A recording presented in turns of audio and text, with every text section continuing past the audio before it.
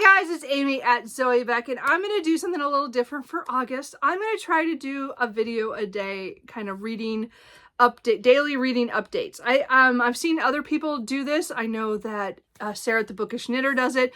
I've seen Amy at A-Star Reads do a version of that, as well as Amanda at the Reading and Writing Life. I will have them all linked down below because I've really enjoyed watching their videos of them do daily ones. So I thought I would just do that because they'd be short videos.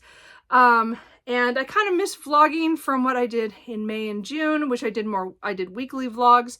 So I just wanted to kind of try something. I will insert some days will be actual videos, like my book haul will be one of those videos, but you know, mostly else will just be daily, and I kind of want to do that. So today is, for me, is the 31st, so I am filming for the 1st, so that's what I'm going to do, is every day is going to be like the day before. I don't know how that's going to work out, but we'll see. But I'm going to vlog or do an update every day, kind of on my reading and what's going on. I don't have a whole lot of plans for August, and maybe that's why I felt that this was a good time to do it, because really it's just going to be reading and hanging out with the cats and stuff. So I don't have any big plans. I do have to work like all month. Anyway, so again, this video is going to be the wrap up of the last, the last 4 days of July, from Sunday through Wednesday, just to kind of wrap up my reading, because I'm not going to talk about them in daily vlogs if I've already finished things or made decisions on them. So, let's just try to get into this. So this is going to be, as I said, it's kind of like a end of July wrap up. So the first thing I want to say is that I DNF'd How Does It Feel by Janine O'Reilly. This is the Infatuated Fae book 1. So I really wanted to like this. I've heard a lot of good things about it. It's a really cool portal fantasy in that way, of showing, the first part was showing her in her real life. She was a biologist, the main character, and she is trying to save this moth, and was getting ready for their migration to the area in Michigan, when some kind of random things or some weird thing happens where she forgets something in the forest, and then she falls through a portal to the fairy world kind of thing. And then it's her being getting captured and being thought an assassin from the human world there to kill the unseelie fae. So there's definitely a fae book, has a lot of fae stuff in it. This is definitely an enemies to lovers fantasy romance. I didn't get that far. I was still firmly in the enemies part when I DNF'd at just about halfway. I was just under halfway, so I got to 150 pages and I just went, I'm done. So there were good and bad things about this. I think there are other people who are really going to enjoy it. I had a lot of problems with the main female character, because the first half of this, or the part that I read of this book, was almost all from her POV. There were only 2 or 3 chapters from the male POV and getting his perspective on things. So you really just get her side, and she does not have a good time. So so definitely don't read this if you don't like, scenes of, being, put into a dungeon and bad things happen to you, and very much getting hurt and injured. Again, the action part of this was not my problem. The world building was not really my problem. I mean, I really thought it was interesting. I thought the beginning part was a little long in the human world before we got sent to the next world. But really my problem with this is the writing style for me didn't work out. I had a lot of trouble with it. To me, it felt very, very youthful, with the way the sentences were and how it flowed. Like, it was so fast. Like, it was just moving really fast, but also I didn't like the characters very much. Like, no one was really a character I really liked. And again, I didn't get much into the fae side of this, but again, she's in a dungeon for the part that I read. So I just think it wasn't for me, and so I am unfortunately DNFing this series. It's just didn't work for me, but I think other people would find it interesting. It's just the writing style was really what bothered me. And again, and then the other thing is the main character just kind of made me mad. She was making certain decisions.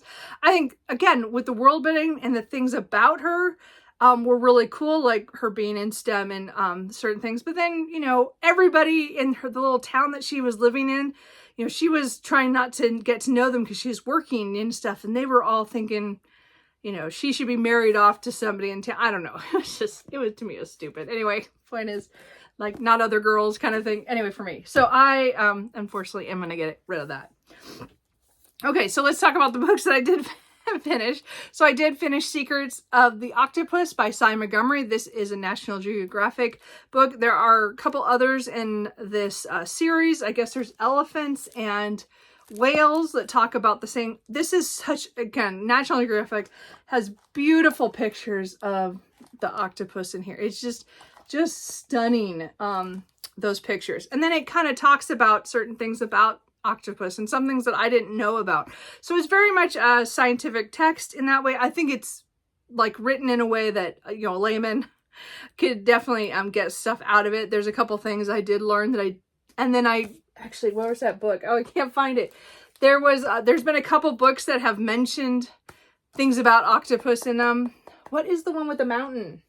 Oh, The Mountain in the Sea, by Ray Naylor. This one talked about some of the things that I found out that were actually true in here. And then again, he changed things to make it a more sci-fi element and in the future kind of things and different things in here. But it was really interesting to see the real things that I had read about in this one. And again, that is a really, as I said, it's a really interesting book that I really enjoyed. So that was kind of fun. So anyway, and Cy Montgomery is a nature writer. That's one of my favorites from Soul of an Octopus and a few others that I have. There's several more I still need to read, but it was just a pretty book I got from the library. I heard about it and I just like, oh, I must get it from the library. So I did. So I did read that. I think I finished that on Sunday. And then Monday, my eyes started to hurt. So for those of you who've been here a while, every 1.5 to 2 to 3 years, I have what's called iritis, which is inflammation of the eye. And I'm taking drops already, but Monday is when it started. And I couldn't physically read anything. Like I was itchy. It was kind of, at first I thought it was just allergies. And so I didn't feel like reading. So I listened to... I did as a reread, The Assistant to the Villain by Hannah Nicole Mayer. So book 2, Apprentice to the Villain, is coming out next week. So I had put my hold in at the library, not thinking I was going to get it right away, but I got it really quickly so I could do a reread of this book before the second book comes out because I'm really excited for it. This is just a fun ride. I read it last year about this time, maybe a little bit, maybe in the fall. I can't remember for sure, but I found it was just fun. It's kind of kooky. It's talking about a woman who is kind of down on her luck and she runs into the villain who has a secret base out in the woods and she gets rescued by him, or they kind of rescue each other, you know, like kind of thing, something happens and then he hires her as his assistant because she says she needed a job and that's why she was out in the woods. And it's madcap. It's really kind of, they're all funny characters. And again, we're going from the other side, seeing from the villain side of why he's doing all these bad things. But, you know, and the people that he works for are scared of him and stuff, but also they're working for him and they have benefit, you know, they get paid and there's the assistant, she does a lot of stuff. And then there's the HR person and then there's the medical. It's just, there's a lot of cool characters in here. This is not for everybody. I've heard that some people just did not like the humor in it. It really has to hit you the right way. And I just enjoyed it. It's not like my favorite humorous style, but I had a lot of fun with it the first time when I read it. And I really enjoyed the reread of getting a few clues that were things that I had forgotten about, you know, over the year. And that I'm looking forward to book 2 to see how it goes. I'm pretty sure it's going to be at least a trilogy. So, but book 2 is coming out next week. So I do have it pre-ordered. I will probably get it, you know, sometime the week after that. So I will read that then. But anyway, I really enjoyed that reread. Then because I still couldn't read anything, on Monday night, I just looked up at my shelf and I'm like, well, I don't feel like reading. I didn't feel like starting anything, or continue with anything that I was in the middle of on that I already had. Why? I don't know. But I decided to pick up a series, you know, one of the books in a series that I'm hopefully going to focus on more next year. But this is Born to Bite by Lindsay Sands. This is book 13 in the Argano Vampire series. So this is just a fun paranormal romance. Has a lot of good humor. It's one of those books where the cast just grows and grows because each book is another couple. So you usually meet one of the vampires in this family or connected to the family in some way, and then they find their, you know, fated mate kind of thing. And this one was a really good one. This is actually probably one of my favorites in this series because it had a really good mystery of Armand, who is a vampire. So he's lived for many, many, you know, hundreds of years, but he's had 3 wives and all of them have mysteriously been killed. And we get this book after book 12, which talks about his son who had gone on the run because his wife had been killed. And he was thought to have killed a mortal. So it was that's book 12. Anyway, so this one kind of continues from there, but with the characters but they're trying to figure out why these 3 wives of Armand had passed away, and if he was responsible, and if it was somehow connected to what happened with his son and his wife and the mortal that he is charged with killing. So this was a lot of fun. There is so funny because when the characters, you know, find out that they are fated together, and then they finally let their emotions, you know, they have their sexy times. They get into situations where they're not conscious for a little bit due to things in this, and things start going, like somebody keeps trying to set them on fire. It was just a fun action with a mystery stuff with it, and with a cute love story. And again, it had humor, and I really liked it because again, it continues kind of what we'd learned in the book before, but a couple books before. They've kind of all been kind of in a series of ones that were all kind of pretty connected. So I'm not even sure what the next one's going to be about. I haven't looked it up yet, but I will probably pick up 14 hopefully soon. Just because I want to get back into reading these more frequently. But that was just a fun ride, and I really enjoyed reading them. And then after I finished that yesterday, I was like, what do I want to listen to? And I decided to go with another reread, which was Raven Song by TJ Klune. So I read Wolf Song, reread it around my birthday as kind of a gift to myself, you know, because it was my favorite book of last year. So this series is definitely one of my favorites of all time, but I have not reread them yet. So this is my first time rereading the series, and I am so glad that I picked up Raven Song because it is my least favorite of the 4 books in the Green Creek series. But it still just made my heart warm. It just, and, you know, made me cry at one point. And it's such a good werewolf book.